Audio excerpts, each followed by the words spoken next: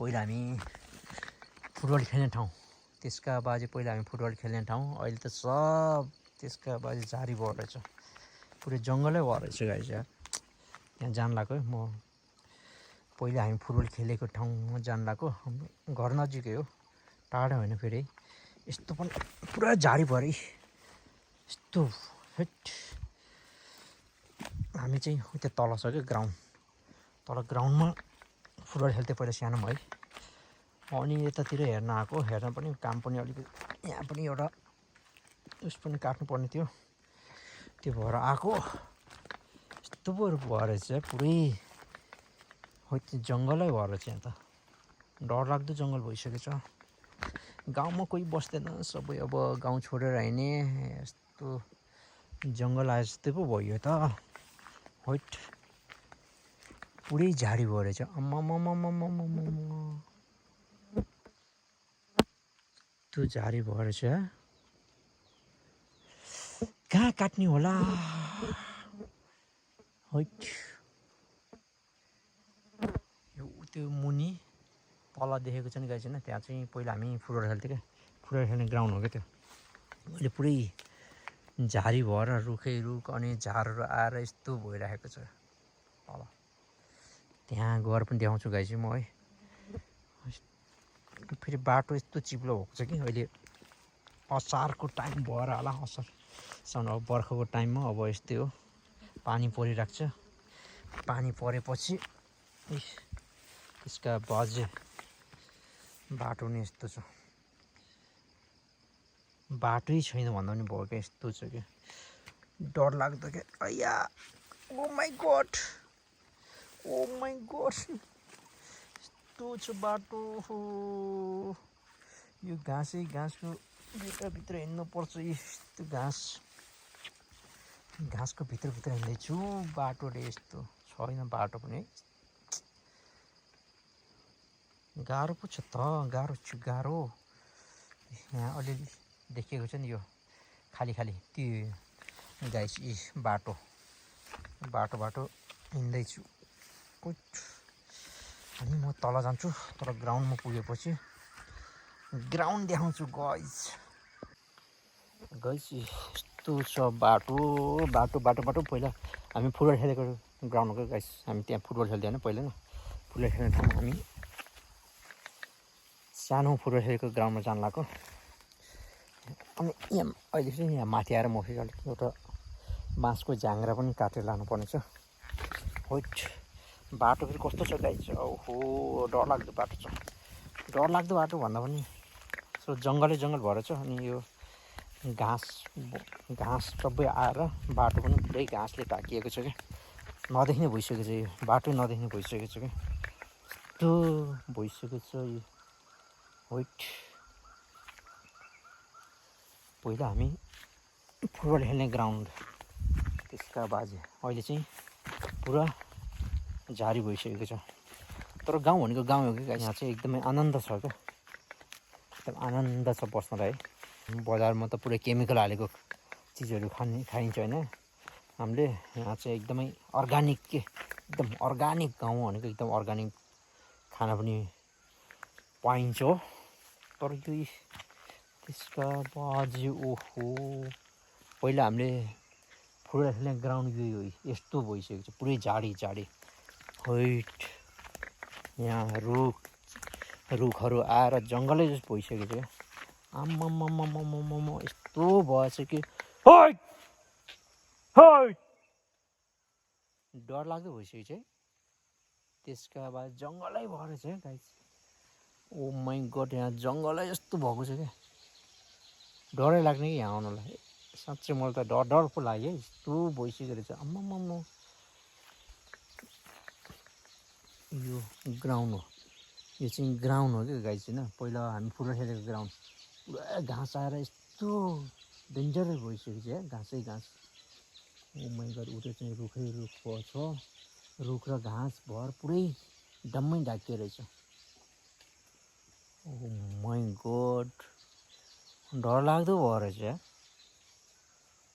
पहिला हामी यहाँ फुटबल खेल्थ्यो, जस्तै खासै ग्राउन्ड चाहिँ ठुलो होइन, तर हामी 7-7 जना यस्तरी खेलिन्थ्यो क्या 7A साइडको ग्राउन्ड जस्तै हो क्या खेलिन्थ्यो अहिले त लास्टै भएर चाहिँ ग्राउन्ड त हैट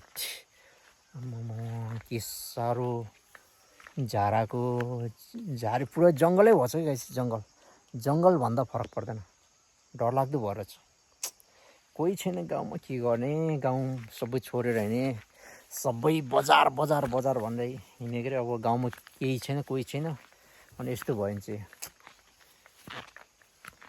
बिस्तारै अब हाम्रै यो चाहिँ हाम्रो है फेरि गाइस यो चाहिँ पुरा पाहा हाम्रो यहाँतिर पहिला हामी घाँस काट्न आउँथ्यो घाँस काटिन्थ्यो होइन तर अहिले चाहिँ घाँस छ तर थाहा छैन कसलाई दिएको छ कसले काट्छ के गर्छ थाहा छैन मान्छे नै छैन कसैले काट्दैन होला त्यतिकै झारी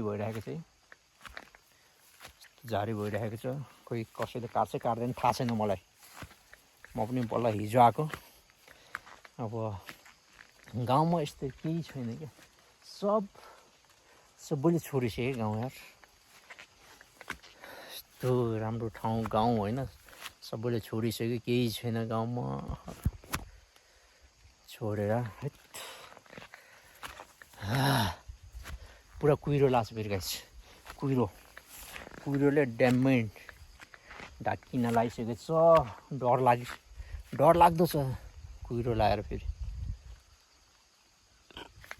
यस्तो छ कुहिरो लागेर कस्तो अँध्यारो भइरहेको छ यहाँ चाहिँ यता चाहिँ कस्तो उता हल्का उज्यालो जस्तो देखेको छ गाइस होइन तर यो साइडबाट पुरै कुहिरो लगाइरहेको छ गाह्रो यहाँ उकालो अहिले चाहिँ म तल ग्राउन्डबाट घरतिर आउँदै हो उकालो छ बाटो फेरि हल्का उकालो काली चढ्दै भन्दै जस्तै अब यहाँ मैले सानो बाँस काट्छु अनि ज्याङ्रा लिएर जान्छु घरमा अनि काँक्रो लगाएको छ त्यसमा लगाइदिनु पर्यो पहिला पो अब गाई भैँसी पालिन्थ्यो अनि घाँस काट्थ्यो अहिले त केही पनि छैन घाँसहरू यस्तो जङ्गलै भएर बसिरहेछ कसले काट्दैन कोही छैन त गाउँमा काट्ने मान्छे छैन कसैले काट्दैन सबै जङ्गल भएर बसेछ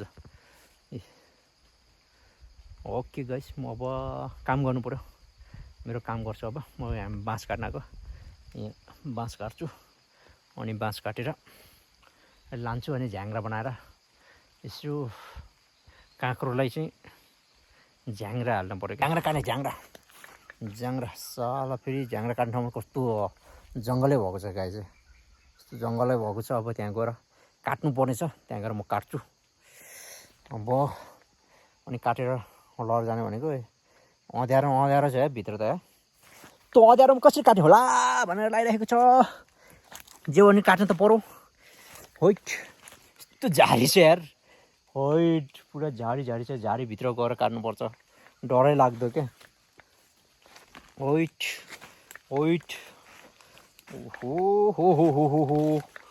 ओहो मायालु किन हो अझ तिमी मौन छेउ ओहो हैट कस्तो पानी परेर फेरि आज पानी परेर दिमाग खराब गरिरहेको छ क्या पानी परेर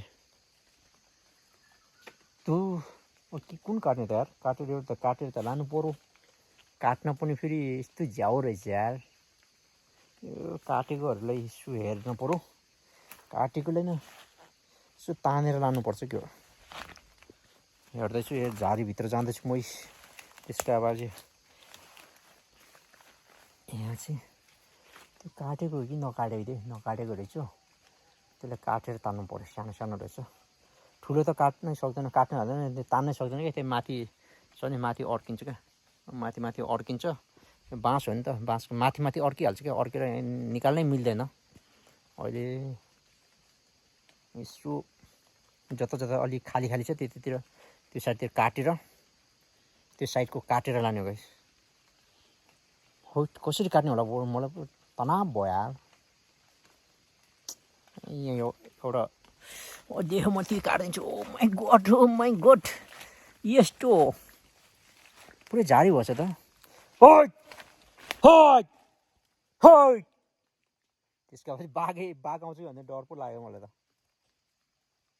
तर बाघ पनि आउँछ रे गाइस यहाँ त डर लाग्छ मलाई त्यो भने कुरा सुन्यो भने हिजो आमाले भनेको यहाँ चाहिँ बाघ आएको थियो अरे क्या अस्ति बाघ त यहाँ एकजना हाम्रो बजेको घरमा त बाघ बसिरहेको अरे क्या बेलुका दिनमै आउँदो रहेछ बाघ म त डर लाग्यो त होइट होइट होइट ल होइट ल होइट बाँदर बाघ धपाउनुपर्छ बाघबाट डर लाग्छ ओके गाइस म अब यो काट्छु अनि तानेर लान्छु